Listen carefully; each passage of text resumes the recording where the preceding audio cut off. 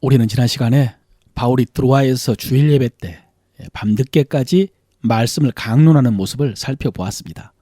그때 바울은 성령님을 통해서 자신이 이번에 예루살렘에 가면 체포될 것이라는 음성을 들었다고 했습니다. 여러분, 지금까지 바울의 삶이 평탄했던 것은 아닙니다. 길리기아 다소에서 태어나서 예루살렘으로 유학을 가서 율법을 배우고 그 과정에서 스데반을 죽이고 교회를 핍박하는데 앞장서다가 다메섹으로 가는 도중에 주님을 만나기까지도 참 치열하게 살았습니다. 그런데 그 후에 이방인의 사도로 부름받아서 1차, 2차 그리고 지금 3차 전도여행을 마치기까지 그의 삶은 그야말로 파란만장 그 자체였습니다. 고린도 후서에 나오는 자기 고백만 봐도요, 감옥에 많이 갇혔고 매도 수없이 많이 맞았으며 여러 번 죽을 뻔했다고 그랬습니다. 유대인들에게 40에 하나 감한 배를 5번 맞았으며 3번 태장으로 맞고 1번 돌로 맞고 3번 파선하고 일주야를 깊은 바다에서 지냈으며 여러 번 여행하면서 강의 위험과 강도의 위험과 동족의 위험과 이방인의 위험과 시내의 위험과 광야의 위험과 바다의 위험과 거짓 형제 중의 위험을 당하고 또 수고하며 애쓰고 여러 번 자지 못하고 줄이며 목마르고 여러 번 굶고 춥고 헐벗었노라 그랬습니다. 여러분, 바울이 그동안 이렇게 살았습니다. 다윗의 고백처럼 죽음을 한 걸음 사이에 놓고 산 셈입니다. 그런데 이런 바울에게도 이번에 성령님으로부터 들은 음성은 특별했습니다. 방금 살펴본 것처럼 바울이 그동안 목숨을 잃을까 봐 조마조마하게 산 것도 아니고요. 또 지금 이방인 성도들이 예루살렘 교회를 위해 모아준 연보를 전하는 일도 의미 있는 일이고, 그 후에 복음을 갖고 로마에 가고 그 후에 땅끝이라고 할 수 있는 서바나까지 가서 복음을 전할 비전을 갖고 있는데, 그런데 이번에 예루살렘에 가면 체포될 것이다 라는 이 말씀은 어쩌면 이제 더 이상 그 일을 계속하지 못할 수 있다는 의미였기 때문입니다. 여러분, 바울이 성령님으로부터 처음에 이 음성을 들었을 때 마음이 어땠을까요? 여러분은 이런 음성 들은 적 있으십니까? 안 들었기를 바랍니다. 그러나 준비는 하고 있으시길 바랍니다. 어느 순간 들을 수 있기 때문입니다. 신명기도 보면 모세도 광야 40년을 지내고 가나안을 목전에 두고 이제 꿈에 그리던 약속의 땅 가나안에 들어갈 생각에 가슴이 벅차 있었습니다. 그런데 어느 날 하나님께서 그에게 이렇게 말씀하셨습니다. 너는 이 아바림 산에 올라가서 내가 이스라엘 자손에게 준 땅을 바라보라. 본 후에는 내 형 아론이 돌아간 것 같이 너도 조상에게로 돌아가리라. 이런 음성을 들었습니다. 그 말씀을 듣고 모세가 하나님께 간청을 합니다. 구하옵나니 나를 건너가게 하사 요단 저쪽에 있는 아름다운 땅, 아름다운 산과 레바논을 보게 하옵소서 하되, 그러나 하나님은 말씀하셨습니다.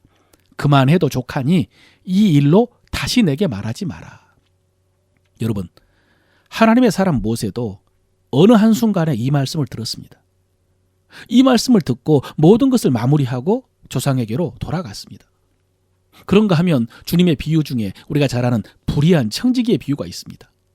어떤 부자에게 청지기가 있었는데 그가 주인의 소유를 낭비한다는 말이 주인의 귀에 들렸습니다. 그래서 주인이 그 청지를 불러서 말합니다. 내가 보던 일을 셈하라. 청지기 직무를 계속하지 못하리라. 오늘 바울과 이 청지기는 전혀 다르지만 한 가지요. 이제 그동안 했던 일을 계속할 수 없다는 상황은 똑같습니다. 여러분, 우리도 마찬가지입니다.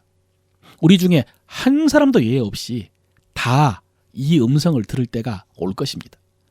내용도 일을 계속하지 못할 수 있고요. 실직이나 실업이 되겠죠. 건강을 잃어버릴 수도 있고요. 사랑하는 사람과 헤어지는 것일 수도 있고, 또 그보다 더한 단절일 수 있습니다. 언젠가 그 순간을 맞이할 것이다 라고 했는데 그때 후회하지 않도록 여러분 지금 준비하며 사시기를 바랍니다.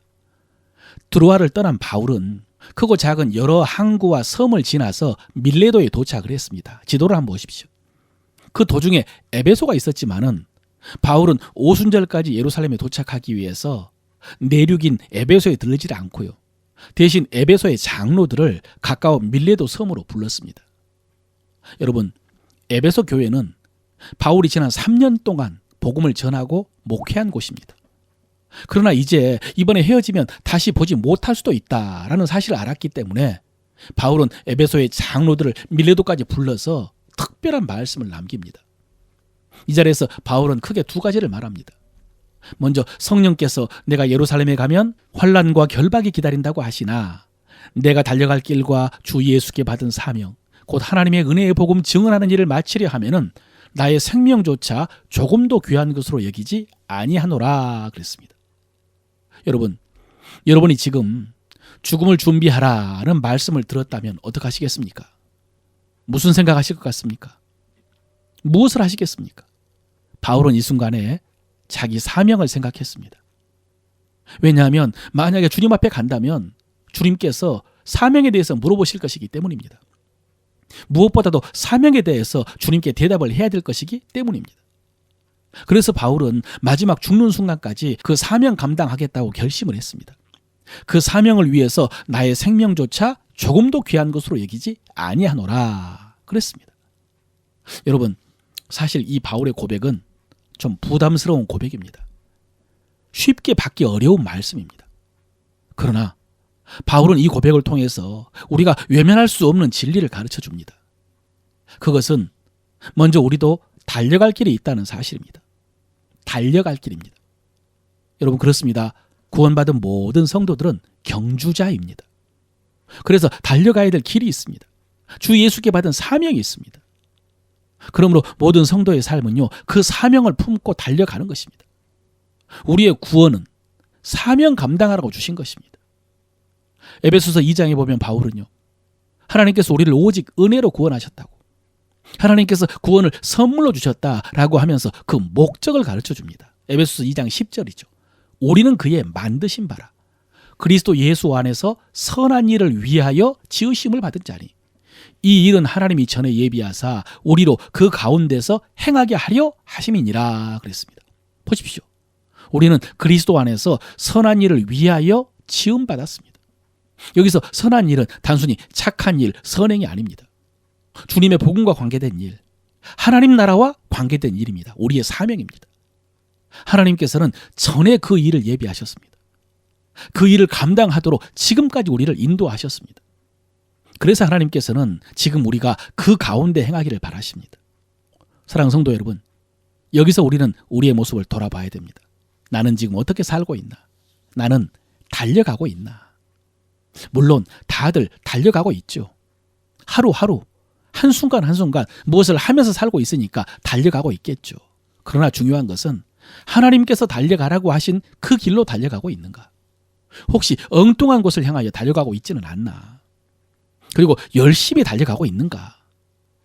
달려가다가 어디 주저앉아서 방황하고 있는 것은 아닌지 돌아봐야 됩니다. 나중에 바울은 빌립보 교회 성도들에게 이렇게 고백을 했습니다. 형제들아, 나는 내가 아직 잡은 줄로 여기지 아니하고 오직 한 일, 즉 뒤에 있는 것은 잊어버리고 앞에 있는 것을 잡으려고 표대를 향하여 그리스도 예수 안에서 하나님이 위에서 부르신 부름의 상을 위하여 달려가노라. 여러분, 이때는요, 시간이 한참 지난 후입니다. 바울이 예루살렘에 가서 체포되었지만 죽지 않았습니다. 암살의 위험도 있었고 오랫동안 감옥에 갇혀 있었지만 그때는 사형당하지 않았습니다.